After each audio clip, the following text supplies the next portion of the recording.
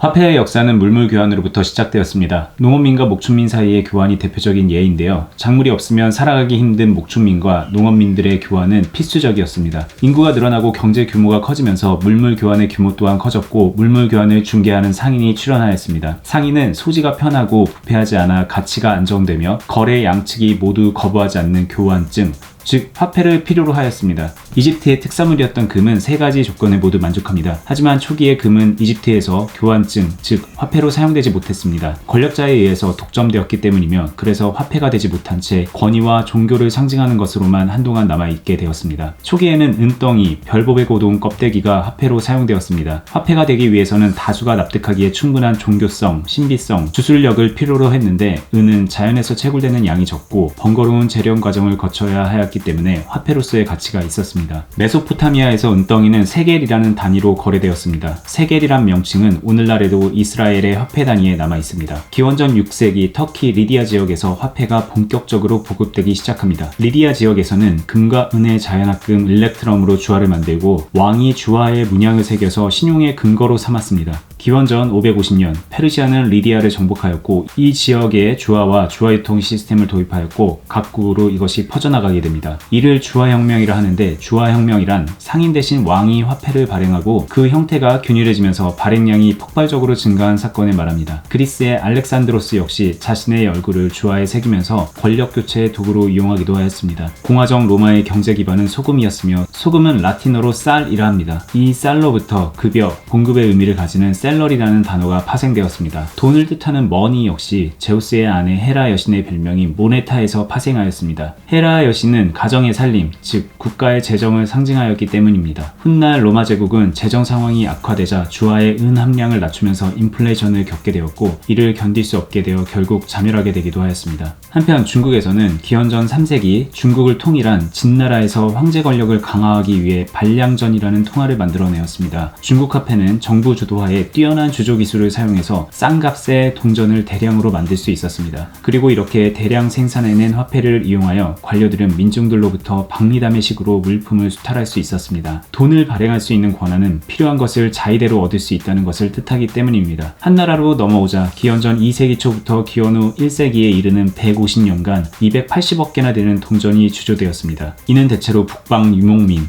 흉노 등과의 전쟁에 쓰일 군비를 마련하기 위해서였습니다.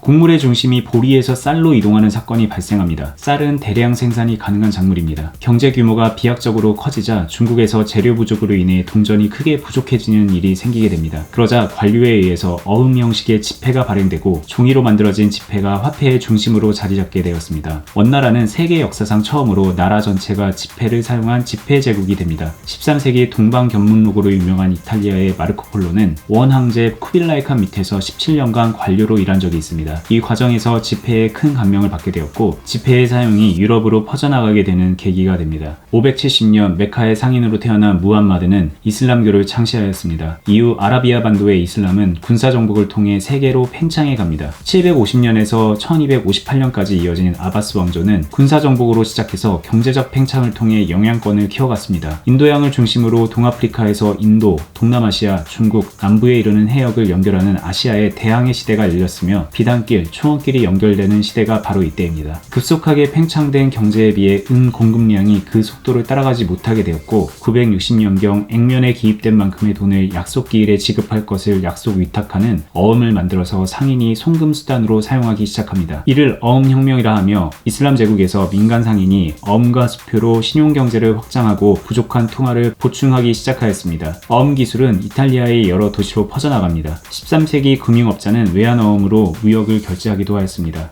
대항해 시대 이후 상업혁명으로 경제 중심이 북해 주변의 네덜란드, 영국으로 옮겨가게 됩니다. 이때 유대 상인이 어음 기술을 크게 발달시킵니다. 17세기 말 영국과 프랑스에서 대전이 일어납니다. 영국과 프랑스의 100년에 걸친 긴 전쟁에서 재정난에 빠진 영국이 군사비 조달의 수단으로 국채를 발행합니다. 그동안의 채무는 왕 개인의 채무였습니다. 그런데 그것이 국가의 채무로 바뀌고 의회가 세금으로 상환을 해주겠다고 확실히 약속을 하므로 국채는 안정적인 투자 대상으로 변하게 되었습니다. 이에 따라 상인들은 잉글랜드 잉글랜드 은행을 조직해 이익을 함께 도모합니다. 잉글랜드 은행은 국가의 허가 아래 자본금대에서 이자가 붙는 무기명 날인 어음을 발행하게 됩니다. 쉽게 말해서 종잇돈을 만들어도 좋다고 허락을 받은 셈입니다. 잉글랜드 은행의 무기명 어음은 실질적인 영국 지폐의 시작이 되었습니다. 어음혁명 과정을 거치면서 통화의 관리권이 왕과 영주의 손에서 상인의 손으로 넘겨가게 되었습니다. 장기 어음혁명이란 10세기 아바스 왕조에서 발달한 어음 기술이 17세기 말 국채 및 지폐 발행으로 마무리되는 화폐 시스템의 세계적 전환을 뜻합니다. 영국에 패전한 프랑스는 미국의 독립 6년 후 재정 파탄을 맞이하고 프랑스 혁명이 일어나게 됩니다. 혁명 이후 정부는 재정난을 해결하기 위해 국유화된 교회의 토지와 재산을 담보로 아시니아라는 채권을 발행합니다. 일종의 약속어음이었는데 발행량이 늘면서 지폐로 바뀌게 됩니다. 그리고 과도하게 아시니아의 발행이 계속되자 하이퍼 인플레이션이 일어났습니다. 액면가의 1000분의 3 가치까지 떨어지게 된 것입니다. 쿠데타로 정권을 쥔 나폴레옹은 아시니아 회수를 정지하고 국가적 문제를 타개하기 위하여 징병제로 대규모 전쟁을 일으킵니다. 이 시대 유럽 최고의 금융업자로 출세한 이들이 바로 프랑크푸르트 출신의 유대인 로스차일드 가문입니다. 로스차일드 가문의 성공은 유럽이 금융의 시대로 접어들었고 정치적인 안목과 정확한 정보가 곧 돈벌이 수단이 되는 시대가 되었음을 의미합니다.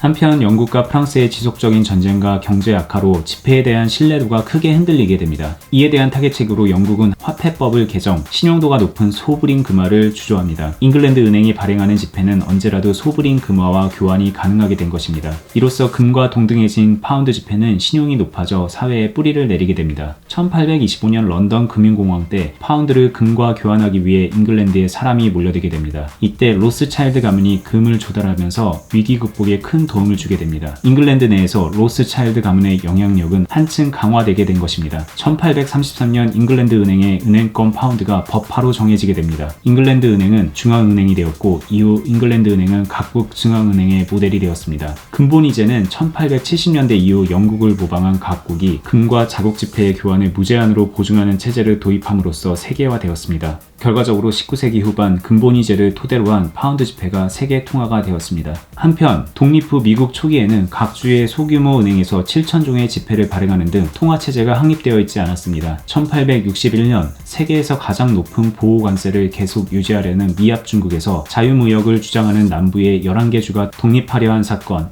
남북전쟁이 발발하게 됩니다. 남부주들은 지폐를 발행하여 전쟁 비용을 조달하였지만 인플레이션으로 경제는 붕괴되게 되었고 결국 전쟁에서 패배, 북부 경제에 통합되게 됩니다. 전쟁 중 1862년 링컨은 홈스테드법을 내놓습니다. 서부 개척자들에게 20만 평의 국유지를 분양하겠다는 법률인데 이로 인해 아메리칸 드림을 꿈꾸는 유럽 출신의 이민자가 대거 유입되게 됩니다. 유럽의 대불안과 맞물려 미국은 실업자와 자본의 수용처가 되었고 경제적 대약진을 하게 된 것입니다. 링컨은 정부가 직접 불안지폐를 발행하여 전쟁 비용 부담을 줄이려고 하였습니다. 불안지폐란 퇴환지폐에 반대되는 개념으로 금은 등의 정화와 퇴환이 보증되지 않는 지폐를 뜻합니다. 링컨 대통령은 1865년 암살되었습니다. 은행의 반감을 사게 된 것도 암살의 한 이유입니다. 통화 발행으로 이익을 독점해왔던 민간은행들의 반감이 크게 있었던 것입니다. 1913년 세계 1차 대전이 터지기 한 해 전 워싱턴의 연방준비제도 이사회와 국토를 12지구로 나눠 설치한 연방준비은행으로 구성된 연방준비제도가 설립됩니다. 이는 또다시 발생할 수 있는 공황에 대비하기 위함이었는데 미국식 중앙은행이 탄생한 것입니다. 미국식 중앙은행 제도는 금퇴환과 무관하며 정부의 이익과 권한도 배제된 것입니다. 그리고 발발한 1차 세계대전을 통해 미국은 세계 최대의 채권국이 됩니다. 전쟁 물자 수출을 통해서 기존 채권을 모두 상환하였고 영국, 프랑스 등의 채권을 상당히 보유하게 됩니다. 유럽에서의 전쟁에 패전한 독일은 천문학적인 배상금으로 골치가 아팠습니다. 결국 배상금을 연체하게 되었고 이를 기회로 프랑스, 벨기에가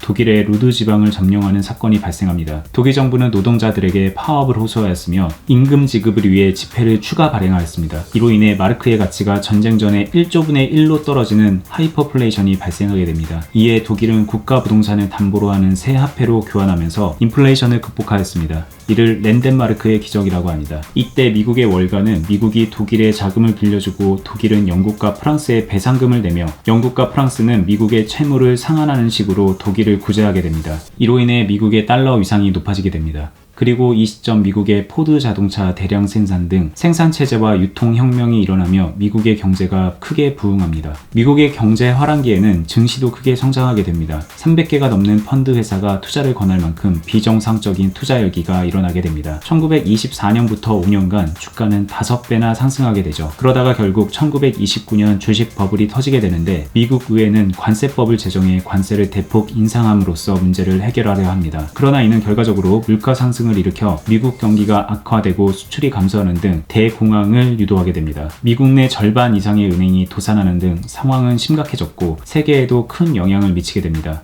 세계의 경제 대공황이 발생한 것입니다. 결국 1930년에서 40년대 세계는 또다시 전쟁에 휘말리게 됩니다. 그러나 미국은 지정학적 우위를 활용해 연합국에 무기와 식량을 수출하며 가장 먼저 공황을 탈출하게 됩니다. 세계대전 이후 미국은 전 세계금의 4분의 3을 끌어모으며 미국 일강체제를 굳건히 합니다. 1944년 브레턴우즈 체제가 막을 올리게 되는데 전 세계 통화 가치를 담보하는 통화로 달러를 지정하여 유일하게 금과 교환 가능하게 한 것입니다. 금 1온스를 35달러와 태안하겠다고 선언한 것입니다. 각국의 통화는 달러와의 고정 환율로 그 가치를 보증받게 되었습니다. 하지만 미국은 실제로 금을 모든 달러와 교환할 수 있을 만큼 충분히 보유하고 있지 않았습니다. 미국의 달러를 계속해서 추가 인쇄하고 금을 비축하여 달러와 각국 통화 가치를 안정시킨다는 사명은 아주 자연스럽게 잊혀져 갔습니다. 미국이 주도한 경제 체제는 어느새 미국 제일주의로 변질되었으며 달러를 과잉 발생시키면서 자국의 소비를 뒷받침하는 수단으로 이용하게 됩니다. 그 결과 세계 경제는 내실없이 거품을 키워가게 됩니다. 이런 불안 요소로 인한 문제는 점차 표면에 드러나기 시작하였습니다. 베트남 전쟁으로 인한 과도한 군사비 지출 등 미국의 금 보유 여건 및 제방 경제 상황이 점차 안 좋아지기 시작한 것입니다. 어느 순간 미국이 달러를 절하할 것이라는 예측이 나왔으며 달러 투매가 격렬해졌습니다. 결국 1971년 미국 닉슨 대통령은 달러의 금 교환 고정을 포기하게 됩니다. 달러는 금과 교환이 가능한 퇴환지폐에서 불환지폐로 바뀌게 된 것입니다. 이를 닉슨 쇼크라고 하며 국제통화체제가 금달러 본위제에서 달러 미국채 본위제로 바뀌게 되었습니다. 전 세계 통화가 각국의 중앙은행에 의해 가치를 보증받는 불안정한 시대로 이행된 것입니다. 통화관리의 실패에 경제가 파탄나면 그 국가의 지폐는 휴지 조각으로도 변할 수 있게 되었습니다. 그로써 세계는 각국 정부, 중앙은행의 협조가 있어야만 경제가 아슬아슬하게 유지되는 금융불안 정의 시대로 접어들었습니다. 닉슨 쇼크 이후 불황을 극복하기 위하여 미국의 월가는 달러를 남발하면서 거품 경제를 일으키게 됩니다. 그런데 통화 발행이 늘면 인플레이션이 심해지는 문제가 생깁니다. 이를 컨트롤하기 위해 미국 월가는 돈으로 돈을 불리는 시스템인 투자 쪽으로 자금의 흐름을 돌리게 됩니다. 이로 인해 인플레이션을 상쇄하려는 계획을 세운 것입니다. 이것을 증권혁명이라고 합니다. 이 증권혁명의 결과 빈부격차는 더욱 확대되었는데 미국은 1%의 부유층이 국부의 절반을 소유할 정도로 빈부의 격차가 극심한 나라가 되었습니다. 증권혁명을 이해하려면 먼저 증권화의 개념을 이해해야 합니다. 증권화란 기업이 팔기 힘든 자산을 대차대조표에서 분리한 다음 그 자산이 미래에 창조해내리라 기대되는 가치에 따라 유가증권을 발행해 자금을 조달하는 방법입니다. 주택담보대출, 자동차담보대출, 신용카드 채권 등을 바탕으로 다양한 종류의 증권을 만들어 투자 기회를 창출하였습니다. 통화를 교환의 수단뿐만이 아닌 투자의 수단으로서 더욱 중요시 여기게 된 것입니다. 한편 중동의 석유 파동으로 경제 불안과 물가 상승이 동시에 발생하는 스태그플레이션 현상이 나타나게 됩니다. 이를 해소하기 위해서 미국을 비롯한 경제 선진국들은 인건비가 낮은 개발도상국으로 공장 이전을 하게 됩니다. 이것을 계기로 글로벌 경제가 시작되게 됩니다. 글로벌 경제 시대에 달러 절하를 통해 경제체제를 유지하던 미국의 변화의 바람이 붑니다. 미 클린턴 대통령이 변동 환율제와 IT 산업을 종합하여서 이익을 내는 방식으로 방향키를 돌리게 된 것입니다. 금융으로 돈을 벌려면 돈이 필요했습니다. 결국 미국은 갑자기 달러 약세에서 달러 강세로 노선을 선회하며 높은 국채 이자로 전 세계에서 자금을 끌어모으게 되었습니다. 급격하게 환율이 폭등해 1995년 달러 환율은 2배 가까이 상승하게 됩니다. 그로 인해 한국, 태국, 인도네시아의 경제가 붕괴되는데 이것이 아시아 금융위기입니다. 미국과 20세기 말 개혁개방 정책을 펼친 중국은 공생관계를 맺게 됩니다. 중국이 공장이 되고 미국은 통합팽창을 유지하여서 기득권을 유지한 것입니다. 하지만 최근 중국이 선진기술을 육성하는 등 미국의 경제를 위협할 수준에 이르자 미국의 트럼프 대통령은 보호관세 등으로 미국의 권리와 이익을 지키려 대립하게 됩니다. 유럽연합은 변동환율제로 이행한 이래 횡포가 심해지는 달러에 대한 불안감과 불신감 때문에 공통통화인 유로를 발행하기로 결정합니다. 이에 대해 월가는 유로화를 무너뜨리기 위한 움직임을 시작합니다. 대표적인 것이 바로 2009년 그리스 정부의 과잉 채무 문제를 시작으로 스페인과 아일랜드 등으로 퍼진 재정위기, 소브린 위기입니다. 2000년대 미국은 2001년 IT 버블 붕괴 타격을 완화하고자 부동산 붐을 일으키게 됩니다. 이때 서브프라임 모기지로 파생한 금융상품을 무분별하게 세계에 팔아넘기게 됩니다. 결국 이 거품이 터지는 사건이 발생하게 됩니다. 2008년 미국 4위 투자은행인 리먼 브러더스가 6천억 달러의 부채를 안고 파산, 증권화 움직임에 큰 타격이 오게 되었습니다. 이를 타개하고자 미국은 달러를 찍어내어 대규모 인플레이션을 일으키는 정책을 취하게 됩니다. 이후 미국은 풍부한 달러를 이용해서 개도국의 투자 버블이나 인터넷 금융 혁신 등으로 이익을 축적하고 만회를 하게 되지만 빈부의 격차는 더욱 심화되게 됩니다.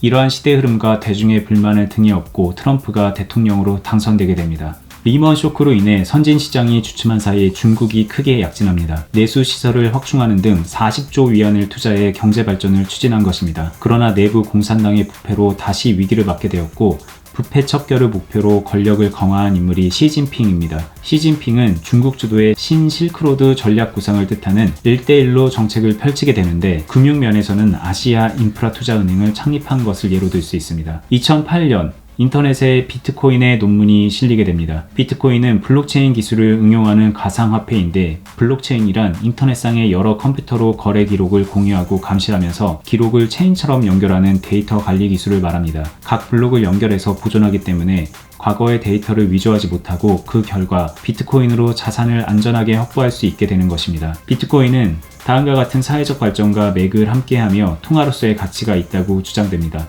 인터넷과 스마트폰의 실생활 침투, 화폐의 재료가 종이에서 전파로 전환될 가능성이 높아짐, 리먼 쇼크로 증권 버블이 꺼져 금융상품이나 기존 화폐에 대한 신뢰가 줄어들음, 암호 이론에 따라 통화 발행량이 정해져 있으므로 가치의 거품이 끼지 않는다. 하지만 이와 같은 긍정적인 면 이면에는 어째서 특정한 개인에게 통화를 만드는 권리를 부여할 수 있으며 그 가치는 무엇이 보증해주는지에 대한 중요한 설명이 빠져 있습니다. 가치 보증 시스템의 부재와 부족한 보안 기술이 가상화폐의 가장 큰 문제인 것입니다. 현재 전 세계의 불안지폐가 190여 개국의 중앙은행에 의해 그 가치를 보증받고 있는 상황입니다. 인터넷을 오가는 무국적 비트코인이 돈의 공공성을 계승하기에는 무리가 있는 이유입니다. 결국 통화 발행권을 지닌 국민국가를 어떻게 할 것인가의 문제로 회귀되는 것입니다. 비트코인은 다음과 같은 역할을 수행하게 될 가능성이 높습니다. 첫 번째, 통화 규제가 엄한 나라의 돈을 외국으로 송금하는 수단. 두 번째, 자금 세탁 도구. 세 번째, 경제 상황의 변화에 대비한 금융자산. 네 번째, 투기 도구. 비트코인이 부상한 시점들은 그리스 금융위기 여파로 조세에 삐쳐인 키프로스 위기 때 자산을 은밀히 옮기기 위해서였으며 또한 두 번째는 중국의 벼락부자들이 규제를 피해 해외로 자금을 빼돌리기 위해서였습니다. 비트코인은 세계 통화라고 선전을 하지만 투기 수단으로 이용되는 점을 제외하면 영국과 미국에서 민간업자가 지폐를 발행했을 때의 수법과 매우 유사하다는 점을 명심해야 합니다. 금융업자의 입장에서 큰 수익을 기대할 수 있으므로 수단과 방법을 가리지 않고 정착시키려 안간힘을 쓰고 있는 것뿐입니다. 우리 사회에서 미래의 통화는 앞으로 어떻게 흘러가게 될까요?